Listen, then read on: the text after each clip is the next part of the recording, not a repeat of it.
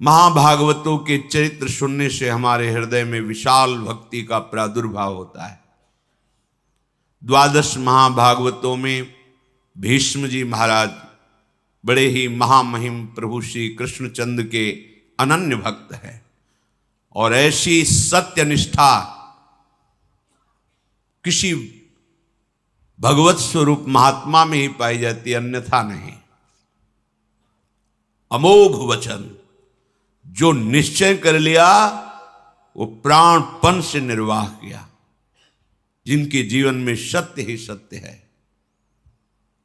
कल आप प्रसंग सुन रहे थे, शास्त्रों अश्वमेध यज्ञ राजसू यज्ञ आदि करके तपोधन महाभिष नाम के राजा ब्रह्मलोक को प्राप्त हुए। ब्रह्मलोक सभा में वो विराजमान थे। भगवती गंगा जी पधारी तो वायु देवता ने उनके अंचल को खिसकाया, जिससे समस्त वहां विराजमान ब्रह्म सभा में अपनी ग्रीवा झुका ली। पर महाभिष गंगा जी को देखते रहे और गंगा जी महाभिष को।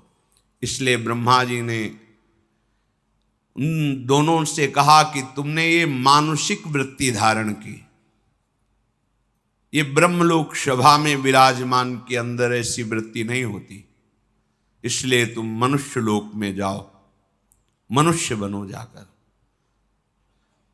पीछे वर्णन किया था कि ये सब गंगा जी का ही रचा हुआ विधान था, क्योंकि अष्टवसुओं ने वशिष्ठ जी के शाप से मनुष्य लोक में जन्मने की बात गंगा जी से प्रार्थना की थी कि मुझे और कोई साधारण स्त्री अपने गर्भ में धारण नहीं कर सकती, हे माँ आप कृपा करो और मुझे अपने गर्भ में धारण करो। तो गर्भ में धारण करने वाले पिता का चयन ब्रह्मलोक में विराजमान महाभिष के रूप में श्री गंगा जी ने किया। वही भूतल पर प्रतीप राजा के पुत्र महाराज शांतनु के रूप में प्रकट हुए ब्रह्मलोकवासी महाभिष राजा। यम यम कराभ्याम स्पृशति जीर्णम सा सुखमश्नुते पुनर्युवाच भवति तस्मात् तम शांतनुम विदु इति तदस्य शांतनुत्वम। बड़े बड़े ब्रह्म ऋषियों ने इनके प्रभाव को ज्योतिष के द्वारा देखा। यम यम कराभ्याम स्पृशति, जिसको ये छू लेंगे हाथ से तो जीर्णम सा सुखमश्नुते, भले उसकी जीर्ण अवस्था हो वो तुरंत जवान हो जाएगा और सुखपूर्वक पूरा जीवन रहेगा, उसे कभी अशांति छू नहीं सकती, परम शांति बनी रहेगी।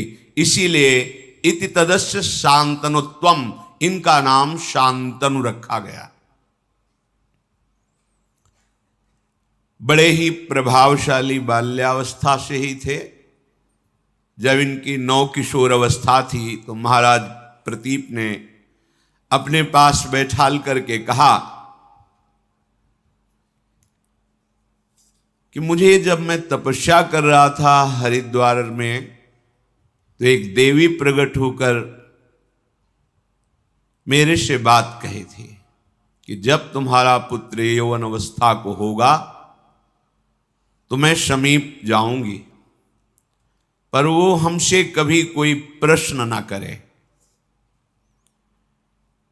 वो तुम्हारे कल्याण के लिए है।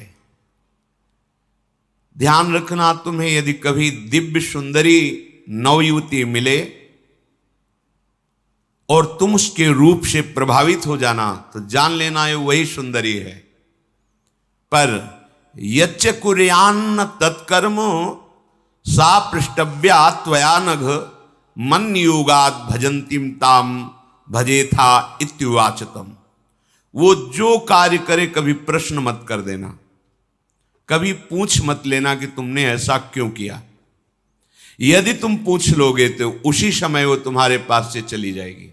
मेरी आज्ञा है, वो कौन है, क्या कर रही है, कहां से आई है, कहां को जाएगी, ये कोई प्रश्न तुम्हारे नहीं होने चाहिए, ये मेरी आज्ञा है।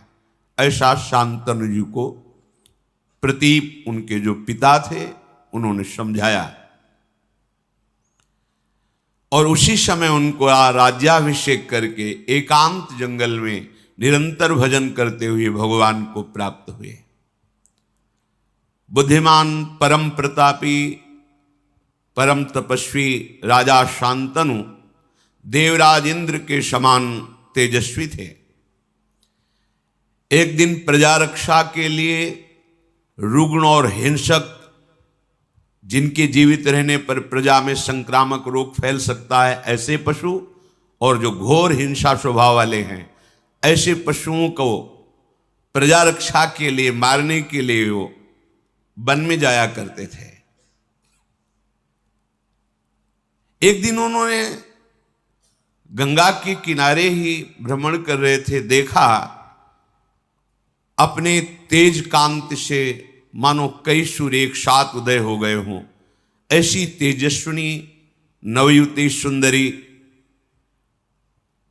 लक्ष्मी जी के समान ऐश्वर्य और सुंदरता से युक्त धीरे धीरे महाराज शांतन के समीप आ रहे। उनके सारे अंग निर्दोष गौर वर्ण, ऐसा मोहिनी सुंदर रूप, उस पर बड़ी ही दिव्य साड़ी धारण किए हुए, देखते ही राजा शांतन का शरीर स्तब्ध हो गया।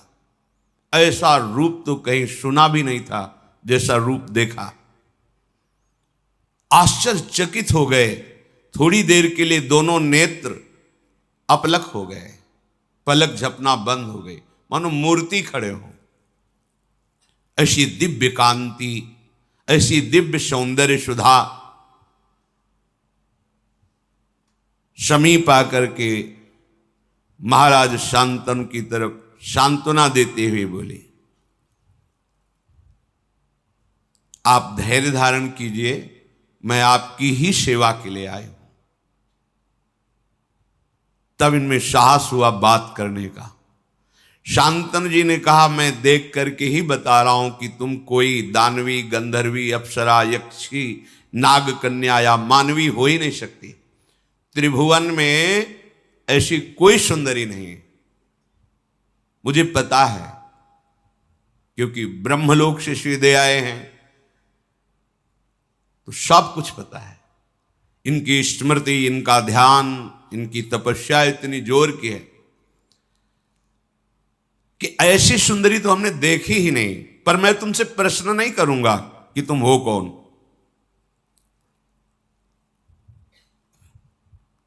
बस मेरी याचना है कि मैं आपका संग चाहता हूं।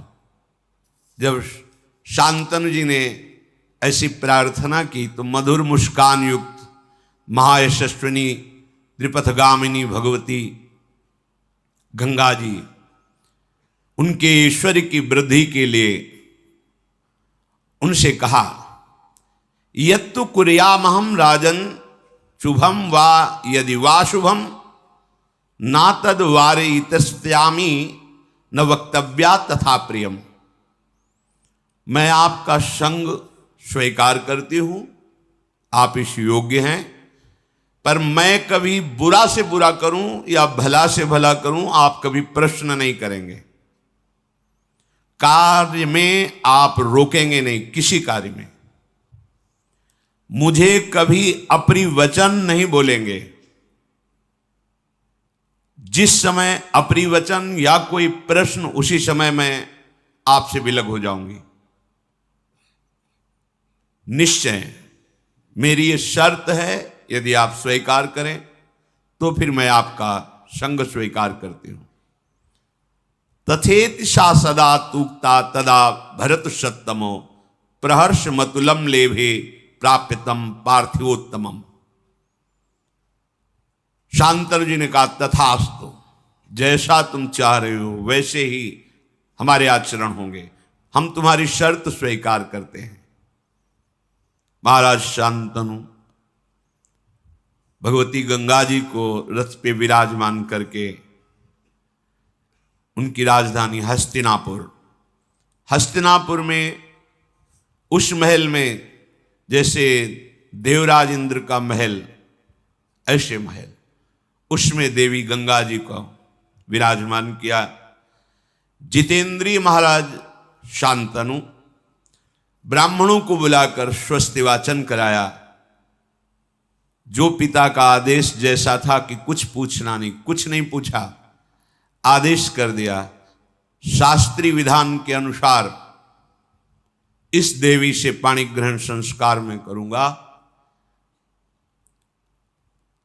जो देवराज इंद्र के समान प्रभावशाली और महाभाग्यशाली, ऐसा कौन महाभाग्यशाली होगा जिन गंगा जी को भगवान शंकर मस्तक पर धारण करते हैं, त्रिभुवन जिनके नाम और आचमन अवगाहन से निष्पाप होकर भगवान की प्राप्ति करता है, जो मूर्तिमान ज्ञान वैराग्य और भक्ति का स्वरूप है गंगा जी, क्योंकि भगवान के श्री चरणों से इनका प्रादुर्भाव हुआ है। कैसा दिव्य सौभाग्य कि जिन गंगा जी का स्मरण अवगाहन दर्शन बड़े भाग्य से होता है, वही गंगा जी इनको अर्धांगिनी के रूप में प्राप्त हुई। महाराज शांतन ने शास्त्र मर्यादा के अनुसार पाणी ग्रहण किया। कुछ समय के बाद एक पुत्र प्रकट हुआ। बड़ा महल में आनंद उत्सव मनाया जाने लगा। अभी आनंद उत्सव हो ही रहा था कि देवी गंगा जी ने उस पुत्र को लिया और चल पड़ी अपनी धारा की तरफ, और वहां जाकर कहा, ऐ वत्स, तुम्हें पता होना चाहिए तुम वसु हो। वशिष्ठ जी के शाप से तुम मनुष्य लोक में आए हो। मैं तुम्हें ज्यादा यहां टिकने नहीं दूंगी, जाओ तुम अपने वसु स्वरूप को प्राप्त करो। ऐसा कह के अपनी धारा में डाल दिया, तुम्हें मैं शाप से मुक्त करती हूं। और बड़ी प्रसन्न मुद्रा में फिर महल लौट आए। महाराज शांतनु भारी असंतुष्टता को प्राप्त हुई कि प्रथम बालक, और इसने हत्या कर दी बालक की, पर कुछ बोले नहीं। दूसरा बालक हुआ, वही प्रक्रिया। 7 बालक प्रकट हुए, 7 को गंगा की धारा में प्रवाहित कर दिया जीवित। जब 8वां बालक गर्भ में आया, जेवी लेकर के चले। अथैनामष्टमे पुत्रे जाते प्रहसतीमिव उवाच राजा दुःखार्तः परीक्षन् पुत्रमात्मनः। जेवी चली तो महाराज शांतनु पीछे से, ये क्या तू अमंगल कर रही, कौन है तू? ऐसी तो कोई मां नहीं देखा हमने सृष्टि में जो प्रकट होते हुए अपने बालक को नष्ट कर दे। मावधि कश्य काशित किम हिनत्सि सुतानिति पुत्रग्नि सुमहत पापम संप्राप्तम ते सुगर्हितम। अय बालकों का वध करने वाली सुंदरी, तू कौन है? किसकी कन्या है? कितनी निर्दयी हृदय की है कि प्रकट होते ही बालक को मार देती है। अय पुत्र घातिनी, अब तुझे अपना परिचय देना होगा। बड़े क्रोध से युक्त होकर मार्ग रोक लिया, कौन है तू? बड़े शांत भाव से, पुत्र काम न तेहम्मि पुत्रम पुत्रवताम वर जीर्णस्तु मम वासोयम यथा स समय कृतः। अय पुत्र की इच्छा रखने वाले नरेश, तुम मेरा परिचय नहीं जानते, इसीलिए कटु वचन बोल गए। पुत्रवानों में तो महाभाग्यशाली पुत्रवान हो गए। नहीं मारूंगी इस पुत्र को, क्योंकि तुमने टोक दिया, रोक दिया, और मेरी शर्त भूल गए। मेरा समय समाप्त हुआ। जानते हो मुझे, मैं कौन हूं? मैं त्रिपथगामिनी भगवती गंगा हूं। कोई पुत्र घातनी या कोई पापिनी नहीं हूं। हाथ जुड़ गए शांतनु के। गंगा जी बड़े बड़े महर्षियों के द्वारा सेवित मैं हूं। केवल वसुओं का कार्य पूर्ण करने के लिए, उनको गर्भ में धारण करने के लिए, उनकी प्रार्थना से मैं आई हूं। ठीक है, तुमने टोक दिया, ये 8वां पुत्र महातेजस्वी महाभाग देववसु है। वशिष्ठ जी के शाप से 7 तो मुक्त कर दिए, 8वें को तुमने रोक दिया, अब ये यही रहेगा, आजीवन मृत्युलोक में रहेगा। तुम्हारे सिवाय ऐसा त्रिभुवन में कोई राजा नहीं जो मेरा संग कर सके। तुम वसुओं के पिता हो। मानवीय सृष्टि में ऐसा कोई है नहीं कि इन वसुओं को गर्भ में धारण कर सके। अतः इन वसुओं की प्रार्थना से इनकी मां बनने के लिए मैंने मानव शरीर धारण करके तुम्हारा संग किया।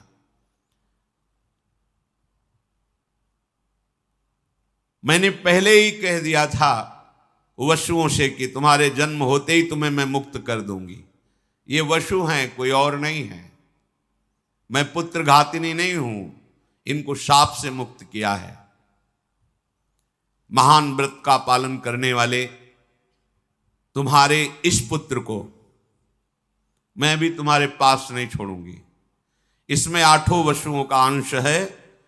ये जब संपूर्ण विद्याओं में कुशल हो जाएगा तो तुम्हें स्वयं मिल जाएगा, आप निश्चिंत रहना। जब ये बालक मिले तो इसका नाम देवव्रत गंगादत्त ऐसा नाम पुकारना। गंगा जी ने महाराज शांतनु को जो अपना परिचय दिया तो अवाक हो गए। मेरी पत्नी के रूप में भगवती गंगा जी थी। अगर पहले बता देते तो शायद उनकी साहस वृत्ति इतनी ना पड़ती।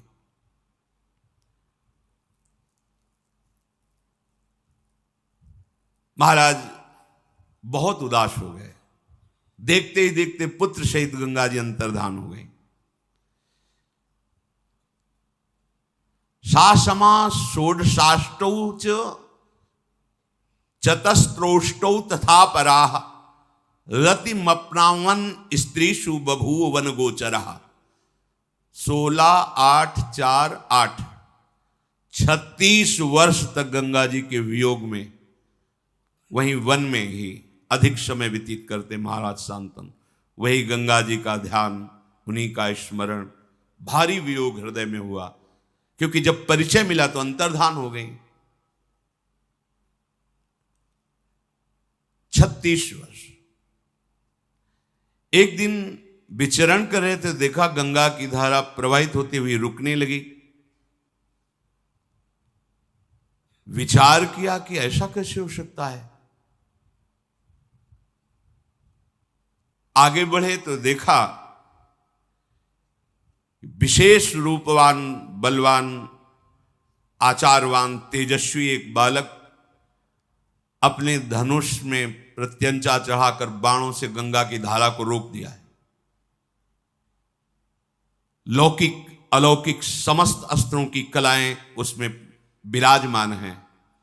बल, धैर्य, वीर, पराक्रम, महारथी वीरता, ये सब उसमें झलक रही। महाराज शांतनु ने देखा। महाराज शांतनु इतने आकर्षित हो गए, उन्हें पता नहीं कौन है। जब नजदीक की तरफ बढ़े तो बालक देख के ही अंतर्धान हो गया।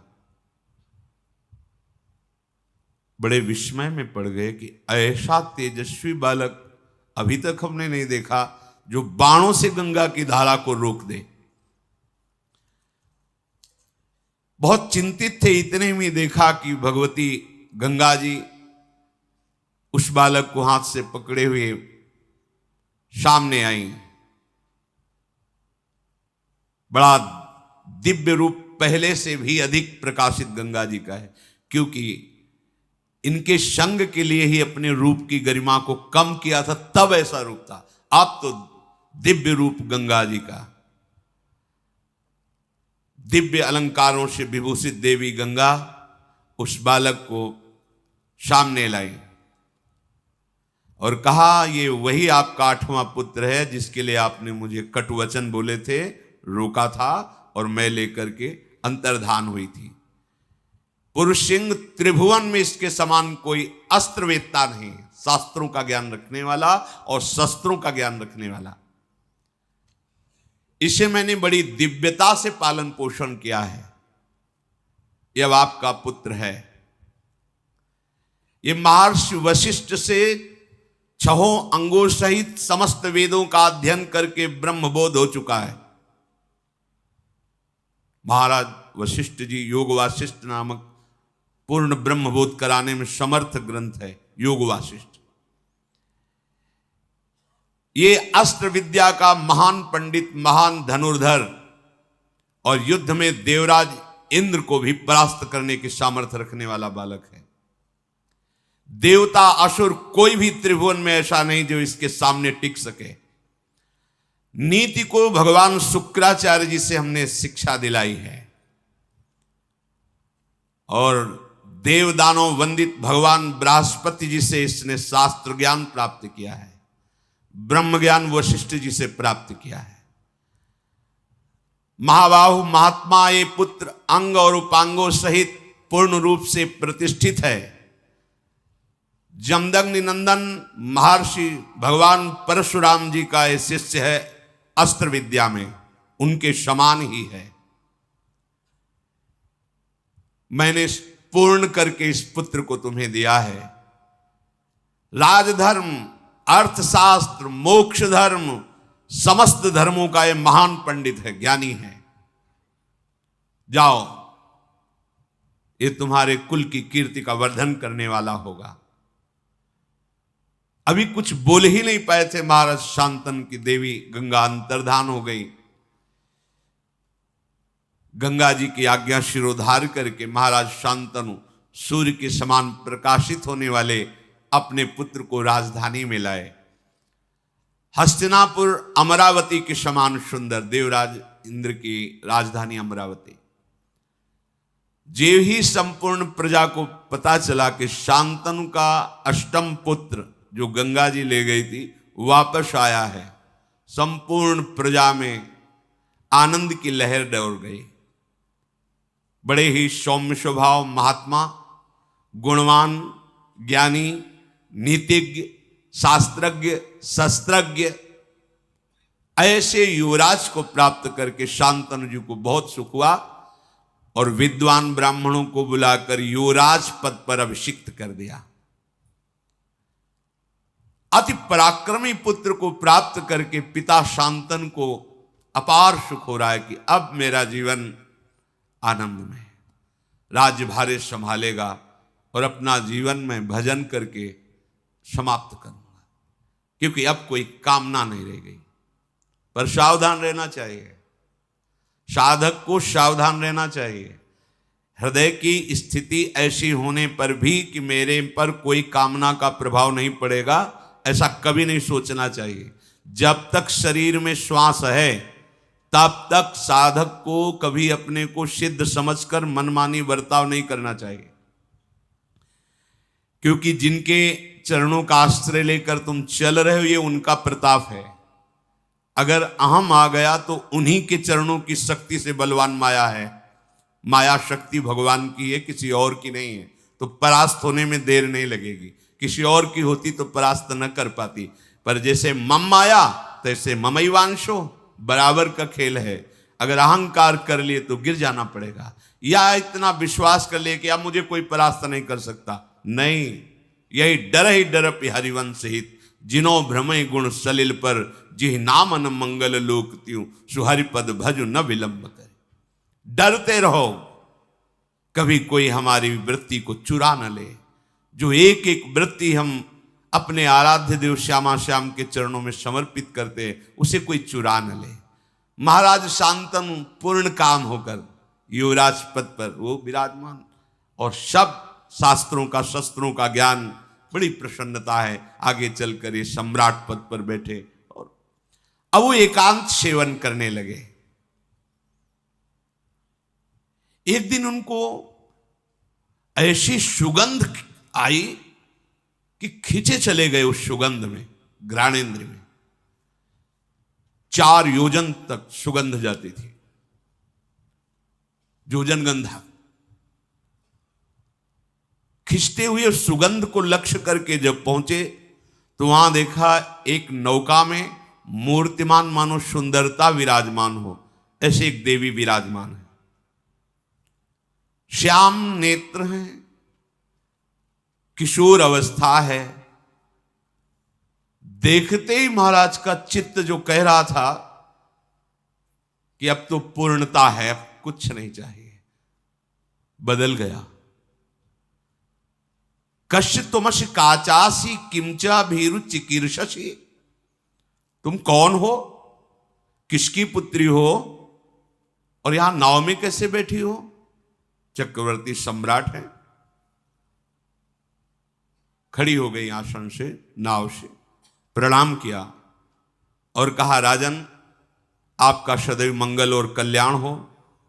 मैं निषाद की कन्या हूं और मेरे महामनस्वी निषाद जो पिता हैं वो बिना शुल्क लिए यहां से आने जाने वाले ऋषियों की या जो भी आए जाए निशुल्क हम नौका की सेवा करती हैं। जैसे ये बोला महाराज शांतन तो बिक गए, शब्द सुनकर रूप देख करके, क्योंकि यही भगवान श्री कृष्ण उदयपायन व्यास देव जी की माता हैं। भगवान का अवतार हो चुका है उनके गर्भ से, आगे स्वयं वर्णन करेंगे। अभी नौ यौवन अवस्था में प्रवेश हुआ था कि भगवान पाराशर जी नदी से पार जाने के लिए नाव में बैठे तो मस्तक पर देखा कि इसका तो संयोग है और इसके गर्भ से मेरे अंश से भगवान का प्रादुर्भाव होने वाला है। भगवान व्यासदेव जी भगवान श्री हरि के अवतार हैं। उनका देवी मैं दिव्य दृष्टि से देख रहा हूं कि इसी समय तुम्हारे गर्भ से भगवान का अवतार होगा। उनका भगवान अभी तो मैं यौवन अवस्था को भी प्राप्त नहीं हुई हूं। तत्काल उनके अंदर यौवन अवस्था का आविर्भाव हो गया। भगवान मेरे शरीर से मछली की सी दुर्गंध आती है। तत्काल योजनों सुगंध से आकृष्ट, अभी आए ना महाराज शांतम, सुगंध ही सुगंध। महाराज दिन का प्रकाश है, भारी कोहरा पैदा कर समर्थ भगवान पाराशर जी। महाराज अगर गर्भ हुआ तो हमसे फिर ब्याह कौन करेगा? कन्याओं में, पंच कन्याओं में तुम पवित्र कन्या रहोगी। महाराज गर्भ तो धारण करना पड़ेगा। नहीं, इसी समय प्रकट होगा, गर्भ भी नहीं धारण करना पड़ेगा। भगवान पाराशर जी की कृपा से उसी समय श्री कृष्ण द्वैपायन भगवान व्यासदेव जी का प्रादुर्भाव, और प्रकट होते ही मृगचर्म कमंडल हाथ में लिया और प्रणाम किया। ऐसे नहीं कि प्रकट हुए बच्चे हो, पाराशर जी बच्चा लेके चले, ऐसे नहीं, कमंडल लिया और बोले मां जब कभी आवश्यकता हो तब याद मात्र कर लेना, मैं आपकी सेवा में उपस्थित हो जाऊंगा। श्री कृष्ण द्वैपायन भगवान व्यासदेव जी की मां है। राजा शांतनु को ऐसा पूर्व का कुछ पता नहीं, और पाराशर जी ने तत्काल जो कन्या स्वरूप वही प्रकट कर दिया था। शांतनु उनके रूप, माधुर्य, सुगंध और वाणी भगवान व्यासदेव की मां है। सुनते ही मुग्ध हो गए, जैसे गंगा जी पर। तो गंगा जी के वियोग से जो हृदय की दशा हुई थी, वो देवव्रत गंगा दत्त से मिलने पर पुत्र के थोड़ी शांत हो गई थी। फिर वही नवीन, बहुत सावधानी की जरूरत होती है। उपासक कभी ऐसा न समझ ले कि अब हमारा कोई नहीं बिगाड़ सकता। हां, प्रभु की कृपा से मन प्रभु में लग गया, कुछ अच्छा नहीं लगता है, पर सावधान, कभी भी कोई वृत्ति, वही दशा आ गई जो गंगा जी के वियोग में थी। सीधे उतरे नाव से, तुम्हारा घर कहां है? बताया। वहां गए, चक्रवर्ती सम्राट है। जे ही देखा निषाद ने कि महाराज पधारे, प्रणाम किया, अर्घ दिया, पूजन किया। महाराज मेरे तो भाग्य खुल गए, आप जैसे प्रतापी राजा यहां पधारे हैं। क्या आज्ञा है, क्या सेवा करूं? वो जो नौका में विराजमान युवती हो तुम्हारी पुत्री है? हाँ महाराज, मैं तुम्हारी पुत्री का वरण करता हूं और उसको मांगने आया हूं तुमसे। महाराज, ओहो, मुझे चिंता थी कि इतनी सुंदर पुत्री का वरण कौन किसके साथ करूंगा, मेरे पास तो धन नहीं, संपत्ति नहीं। भगवान ने मेरी बात सुन ली। आप जैसा तेजस्वी, आप जैसा महान सम्राट स्वयं मांगने आया, ये तो मेरी पुत्री का भाग्य और मेरा भी भाग्य है। परंतु आप राज्य के अधिकारी मेरी पुत्री के नहीं, पुत्री का अधिकार मेरे हाथ पर है। तो अब मैं जैसा कहूंगा वैसा आपको करना होगा, तब आपको पुत्री मिलेगी। राजा के रूप में आपका स्वागत कर लिया, पर पुत्री मांग रहे हो तो उसके लिए मेरे पास शर्त है। उस शर्त को पूरी करो और पुत्री को ले जाओ। यदि आप मेरी पुत्री को अर्धांग में विराजमान करना चाहते हो तो सत्य को सामने रखकर मेरे सामने प्रतिज्ञा करो कि इससे जो संतान होगी वही हस्तिनापुर के सिंहासन पर विराजमान होगी। शांतनु ने कहा, ऐसा कभी नहीं हो सकता। मैं गंगा पुत्र देवव्रत के स्थान को किसी को नहीं दे सकता। तुरंत वहां से चल दिए। अब हृदय में वही विरहाग्नि जो गंगा जी के अंतर्धान होने पर हुई थी। अब बोल सकते नहीं किसी से, हृदय जल रहा है एकांत में, बस कि अब क्या करें, कोई उपाय नहीं। देवव्रत युवराज पद पर है और पूर्ण समर्थ है। मैं उनके भाग्य पर ऐसा नहीं कर सकता कि वो राजा ना बने और इसका पुत्र राजा बने, कभी नहीं कर सकता। अपने सुख के लिए ऐसा कभी नहीं कर। दुचित हो गए, इधर ये भाव और उधर उस रूप और वाणी को सुनने के बाद बिक गए महाराज शांतनु। रोज का रोज शरीर बीमार होने लगा, अस्वस्थ होने लगे महाराज शांतनु। देवव्रत ने एक ही दृष्टि में देखकर पहचान लिया कि कोई आंतरिक विषय है जिस पर महाराज अस्वस्थ हो रहे हैं। जाकर के प्रणाम किया और कहा, पिताश्री आपका कुशल मंगल। भूमंडल का क्या कोई ऐसा भी नरेश है जो आपकी आज्ञा का पालन नहीं कर रहा? आप आदेश कीजिए, अभी मैं उसको परास्त करके आपके चरणों में। या कोई आपकी ऐसी आंतरिक दुख वृत्ति है जो आप किसी को बता नहीं सकते? अब आपका मौन रहना ठीक नहीं। आपके स्वास्थ्य के लिए आप चक्रवर्ती सम्राट पद पर हैं, आपको बोलना ही होगा, आपको हमसे बात करनी होगी। आपकी कांति मलिन हो रही है, आपका शरीर पीला हो रहा है, आप खिन्न हैं। साधारण बात तो है नहीं, ये कोई रोग नहीं है। मैं जानता हूं कि मैं प्रतिकार कर सकता हूं आपके इस चिंतन का, पर आपको उत्तर देना होगा।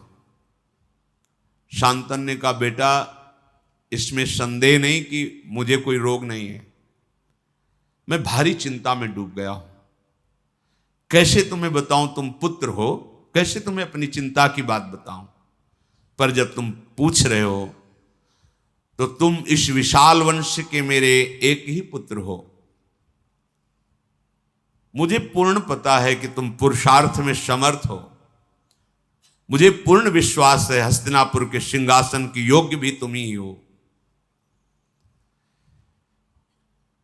पर मैंने एक नवयुवती देखी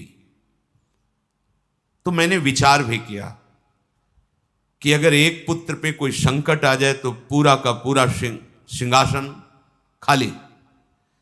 इस भाव की पूर्ति के लिए भी, और मेरा मन भी आसक्त हो गया है, इसके लिए मैं द्वितीय विवाह करना चाहता था, पर ऐसी शर्त रख दी कि मैं उसे निर्वाह नहीं कर सकता। तुम्हारा कल्याण हो, तुम आनंदित रहो, तुम शूरवीर हो, कभी किसी बात को सहन ना कर सको ऐसा नहीं, धैर्यवान हो, मेरी बात को छुपाओ और तुम राज्य सेवा में लगो। मैं संदेह में पड़ गया हूं, जब तक ये संदेह निवृत्त नहीं होगा तब तक मुझे शांति नहीं मिलेगी। अपने पिता के हितैषी बूढ़े मंत्रियों को बुलाया और कहा, साफ साफ बताओ। पिता ने बताया नहीं। किससे आसक्त हैं पिताजी, क्या शर्त है? तो उनका, मैं इतना जानता हूं कि कोई निषाद राज की कन्या है, पर शर्त क्या है ये मुझे पता नहीं, ये तो सारथी ही बता सकता है, क्योंकि महाराज का सारथी महाराज के साथ वहां तक गया था, हम सब पीछे ही थे। देवव्रत जी ने पिता के सारथी को बुलाया और प्रणाम किया, क्योंकि पिता के ही तुल्य सम्माननीय होता है, और कहा, महाप्राज्ञ अर्थात तुम परम ज्ञानी हो, जो मैं पूछ रहा हूं पिता के हित के लिए, राजा के हित के लिए पूछ रहा हूं, सत्य बोलना। किससे मेरे महाराज का अनुराग हो गया है? तुम सत्य परिचय बताना, और क्या शर्त है? उनका, महाराज वो कोई राजकुमार की कन्या नहीं है, राजा की कन्या नहीं है, वो एक धीवर की कन्या है, पर इतनी सुंदरी है कि मैंने भी ऐसी सुंदरता नहीं देखी। आपके महाराज ने जाकर के मांगा स्वयं कि मुझे पत्नी के रूप में वरण करने के लिए अपनी कन्या दे दो, तो उसने शर्त रख दी कि इसके गर्भ से जो पुत्र होगा वही हस्तिनापुर का सम्राट पद स्वीकार करेगा। आपके पिताजी वहां से तुरंत चल दिए कि मैं ऐसा कदापि नहीं कर सकता। इसके बाद ऐसी दशा को प्राप्त है, अब आपको जैसा उचित लगे। देवव्रत ने समस्त वृद्ध मंत्रियों को बुलाया और भी विशिष्ट अधिकारियों को, क्योंकि युवराज पद पर हैं, और बिना सूचना के अपने पिता के सारथी को लेकर वहां पहुंचे निषाद के घर में। जो ही निषाद ने देखा कि देवव्रत अपने मंत्रिमंडल के साथ पधारे हैं, विधिवत पूजा करके पृथ्वी पर माथा रख करके प्रणाम किया और कहा, आज मेरे भाग्य खुल गए कि आप गंगा पुत्र देवव्रत हमारी कुटिया में पधारे, अहो भाग्य। उन्होंने कहा, यहां मैं पूजा स्वीकार करने नहीं आया, याचना करने आया हूं। क्या शुल्क रखा है आपने अपनी पुत्री के लिए? जो भी चाहोगे मैं तुम्हें दूंगा, पर मेरे पिताश्री के लिए तुम्हारी ये कन्या चाहिए। महाराज, वो तो स्पष्ट मैंने कह दिया था कि हमारी पुत्री के गर्भ से जो पुत्र होगा वही राज सिंहासन पर बैठेगा। और महाराज शांतनु के आप अकेले पुत्र हैं, शस्त्रधारियों में श्रेष्ठ हैं, आपके सामने कोई टिक नहीं सकता, मुझे पता है। तो भला मैं अपनी पुत्री के पुत्र की रक्षा के लिए ऐसा वरदान क्यों ना मांगूं? कहीं आपकी भ्रकुटी बिगड़ गई तो? ये कन्या मेरी नहीं है, ऐसा मत समझना कि निषाद की कन्या है।